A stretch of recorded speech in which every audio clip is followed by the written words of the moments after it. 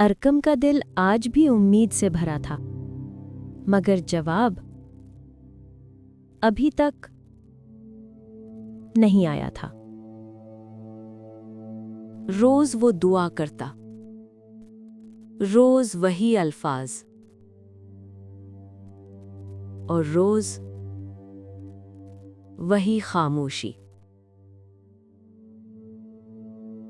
फिर उसके दिल में एक सवाल उभरा, क्या अल्लाह मेरी दुआ सुनता भी है?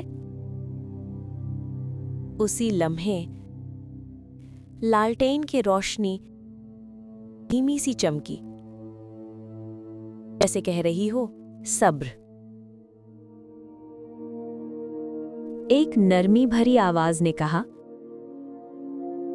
जिस दुआ में सब्र होता है उसका जवाब हमेशा खूबसूरत होता है। अरकम समझ गया, दुआ का देर से मिलना ये निशानी है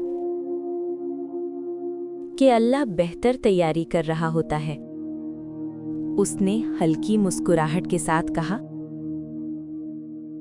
अल्लाह जो भी देता है बेहतरीन देता है।